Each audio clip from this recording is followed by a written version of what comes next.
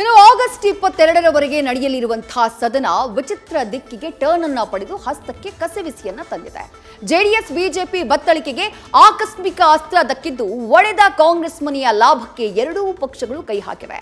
ರಾಜಣ್ಣ ರಾಜೀನಾಮೆ ಪ್ರಹಸನ ಸುಮಾರು 20 ನಿಮಿಷಗಳ ಕಾಲ ವಿಧಾನಸಭೆಯಲ್ಲಿ ಜಟಾಪಟಿಗೆ ಕಾರಣ ಆಗ್ಬಿಡ್ತು.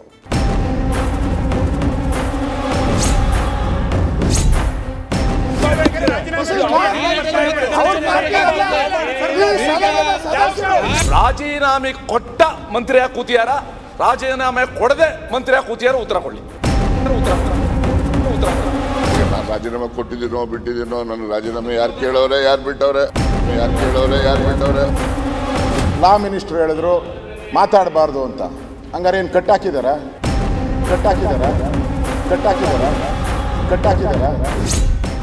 ಮುಂಗಾರು ಅಧಿವೇಶನ ಆರಂಭ ದಿನವೇ ಸರ್ಕಾರ ಒದ್ದೆಯಾಗಿದೆ. ಸಚಿವ ರಾಜಣ್ಣ ರಾಜೀನಾಮೆ ಪ್ರಹಸನ ಸರ್ಕಾರವನ್ನ ಇಕ್ಕಟ್ಟಿಗೆ ಸಿಲುಕಿಸಿದೆ. ಈ ಇಕ್ಕಟ್ಟು ಬಿಕ್ಕಟ್ಟಿನ ನಡುವೆ ಇಂದಿನಿಂದ ವಿಧಾನ ಮಂಡಲ ಅಧಿವೇಶನ ಆರಂಭವಾಗಿದೆ.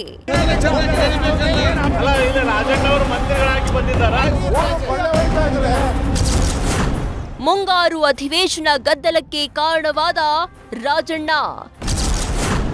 20 ನಿಮಿಷಕ್ಕೂ ಹೆಚ್ಚು ಕಾಲ ಸದನದಲ್ಲಿ ಜೋರು ಗದ್ದಲ.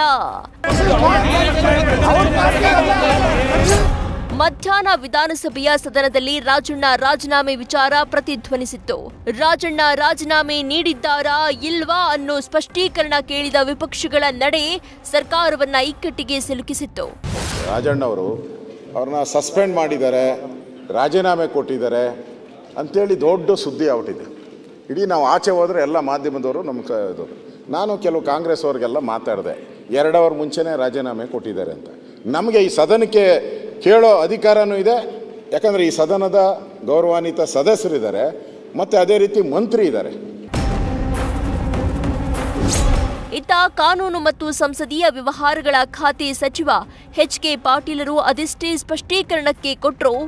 ಮಾಧ್ಯಮದಲ್ಲಿ ಈ ಸುದ್ದಿ ಬರ್ತಾ ಇದೆ ಅಂಥೇಳಿ ಏಕಾಏಕಿ ಇಲ್ಲಿ ಚರ್ಚೆ ತಗೊಳ್ಳೋದು, ಸರ್ಕಾರ ಹೇಳ್ರಿ ಅನ್ನೋದು ಇದು ಸರಿಯಾದದ್ದಲ್ಲ. ಇದು ನಮ್ಮ ಪದ್ಧತಿಗೂ ಸರಿಯಲ್ಲ. ಹಾಗೇನಾದರೂ ಬೆಳವಣಿಗೆಗಳಿದ್ದರೆ ಮಾನ್ಯ ಮುಖ್ಯಮಂತ್ರಿಗಳು ನಿಮಗೆ ತಿಳಿಸ್ತಾರೆ, ಸದನ ನಡೆದಿದೆ. ಈ ಮಾತು ವಿಪಕ್ಷಗಳಿಗೆ ಸಮಾಧಾನ ತರಲಿಲ್ಲ. ವಿಪಕ್ಷ ನಾಯಕ ಆರ್ ಅಶೋಕ್, ಸುರೇಶ್ ಕುಮಾರ್ ಪಟ್ಟು ಹಿಡಿದು ಕುಳಿತರು. ಇವತ್ತೇನ ಬೇರೆ ಬಂದಿದ್ರೆ ಇಲ್ಲಿ ಪ್ರಸ್ತಾವನೆ ಮಾಡಿ ನೀವು ಉತ್ತರ ಕೊಡ್ತಿದ್ರಿ. ಈಗ either on behalf the government honourable law and parliamentary affairs minister should make a statement or Mr. Rajana should make a statement. He himself is there.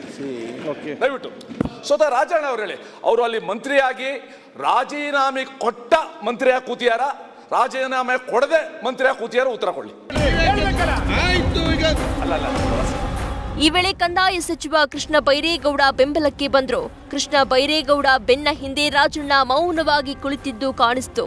ಸರ್ಕಾರದ ಪರವಾಗಿ ಮಾನ್ಯ ಸಂಸದೀಯ ವ್ಯವಹಾರ ಸಚಿವರು ಹೇಳಿದ್ದಾರೆ, ಅವರು ಸಚಿವರಾಗಿ ಇವತ್ತು ಇಲ್ಲಿ ಉಪಸ್ಥಿತರಿದ್ದಾರೆ ಅಂತ. ಅವರು ಪ್ರಶ್ನೆಗೆ ಉತ್ತರ ಕೊಟ್ಟಿದ್ದೇವೆ. ಅದಕ್ಕೆ ಮೀರಿ ಏನಾದರೂ ಹೇಳುವಂತಹದ್ದಿದ್ರೆ ಮುಖ್ಯಮಂತ್ರಿಗಳು ಬಂದಾಗ ಅವರ ವಿವೇಚನೆಗೆ ಬಿಟ್ಟಂತಹದ್ದು. ಅವರಿಬ್ಬರ ಬಳಿಕ ರಾಜಣ್ಣ ಸಹ ಮಾತನಾಡಿದ್ರು. ಅಲ್ಲೂ ಕೂಡ ರಾಜೀನಾಮೆ ಬಗ್ಗೆ ಮತ್ತೆ ಗೊಂದಲ ಮೂಡಿಸಿದ್ರು. ಕೊಟ್ಟಿದ್ದೇನೋ ಇಲ್ವೋ ಅನ್ನೋದನ್ನ ಸಿಎಂ ಹೇಳ್ತಾರೆ ಅಂತ ಅಶೋಕ್ಗೆ ತಿವಿದ್ರು. ಈಗ ನಾನು ರಾಜೀನಾಮೆ ಕೊಟ್ಟಿದ್ದೀನೋ ಬಿಟ್ಟಿದ್ದೀನೋ, ನನ್ನ ರಾಜೀನಾಮೆ ಯಾರು ಕೇಳೋರೆ, ಯಾರು ಬಿಟ್ಟವ್ರೆ, ಯಾರಿಗೆ? ಈಗ ಅಧ್ಯಕ್ಷರೇ, ಮುಖ್ಯಮಂತ್ರಿಗಳು ಬಂದ ನಂತರ ಅವರು ಸ್ಟೇಟ್ಮೆಂಟ್ ಮಾಡ್ತಾರೆ ಅಂತೇಳಿ ನಮ್ಮ ಸಂಸದೀಯ ಸಚಿವರು ಹೇಳಿದ್ದಾರೆ. ಅದಕ್ಕೆ ಬದ್ಧನಾಗಿರ್ತೀನಿ. ಇದಕ್ಕೆ ಅಶೋಕ್ ಮತ್ತೆ ಎದ್ದು ನಿಂತು ಸ್ಪಷ್ಟೀಕರಣ ಕೇಳಿ ಅಲ್ಲಿಗೆ ವಿಚಾರ ಸಮಾಪ್ತ ಮಾಡಿದ್ರು. ಆದರೆ ರಾಜೀನಾಮೆ ವಿಚಾರದಲ್ಲಿ ಕುತೂಹಲ ಮುಂದುವರಿಯಿತು. ಸದನದ ನಾಯಕ ಸಿದ್ದರಾಮಯ್ಯರೇ ಈ ಬಗ್ಗೆ ಸದನಕ್ಕೆ ಸ್ಪಷ್ಟೀಕರಣ ನೀಡಬೇಕಿರುವ ಕಾರಣ ಪ್ರಶ್ನೋತ್ತರಕ್ಕೆ ಕಲಾಪ ಜಾರಿತು. ನಾಚಿಕೆ ಆಗಲ್ವಾ ಅನ್ನೋ ಪದನ ನಾನು ಹೇಳಿಲ್ಲ, ಬಳಸಿಲ್ಲ.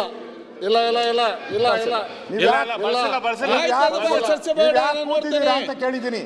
ನೀವು ಯಾಕೆ ಮಂತ್ರಿ ಅಲ್ದವರು ಅಲ್ಲಿ ಕೂತ್ಕೊಂಬಾರ್ದು ಅನ್ನೋ ದೃಷ್ಟಿಯಿಂದ ಕೇಳಿದ್ದೀನಿ ಅಷ್ಟೇ ನಾನು. ಅದು ಬಿಟ್ಟು ಬೇರೆ ಏನು ನಾನು ಹೇಳಿಲ್ಲ.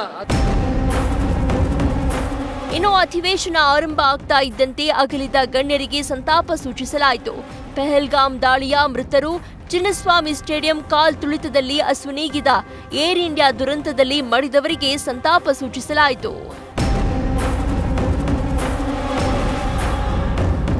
ಇತ್ತ ಬೆಳಿಗ್ಗೆ ರಾಜ್ಯ ಸರ್ಕಾರದ ವಿರುದ್ಧ ಬಿಜೆಪಿ ಜೆಡಿಎಸ್ ನಾಯಕರಿಂದ ಒಗ್ಗಟ್ಟು ಪ್ರದರ್ಶನಕ್ಕೆ ವಿಧಾನಸೌಧದ ಗಾಂಧಿ ಪ್ರತಿಮೆ ಸಾಕ್ಷಿಯಾಯಿತು. ಆರ್ ಅಶೋಕ್ ನೇತೃತ್ವದಲ್ಲಿ ದೋಸ್ತಿ ಪಡೆ ಧರಣಿ ನಡೆಯಿತು. ಇನ್ನು ಆರ್ಸಿಬಿ ವಿಜಯೋತ್ಸವದ ವೇಳೆ ಕಾಲ್ತುಳಿತ ಪ್ರಕರಣ ಚರ್ಚೆಗೆ ವಿಪಕ್ಷಗಳು ನಿಲುವಳಿ ಸೂಚನೆ ನೀಡಿವೆ.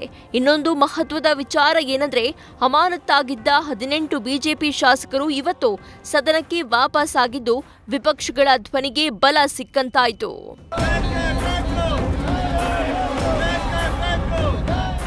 ಈ ಬಾರಿಯ ಅಧಿವೇಶನದಲ್ಲಿ ಗ್ರೇಟರ್ ಬೆಂಗಳೂರು ಆಡಳಿತ ಮಸೂದೆ 2025 ಸೇರಿ 18ಕ್ಕೂ ಹೆಚ್ಚು ವಿಧೇಯಕಗಳ ಮಂಡನೆಗೆ ಸರ್ಕಾರ ಸಿದ್ಧತೆ ಮಾಡಿಕೊಂಡಿದೆ. Harish Kakol, political bureau, news first. News first ನಿರ್ಭೀತಿಯಿಂದ ನಿಮ್ಮ ಪರವಾಗಿ.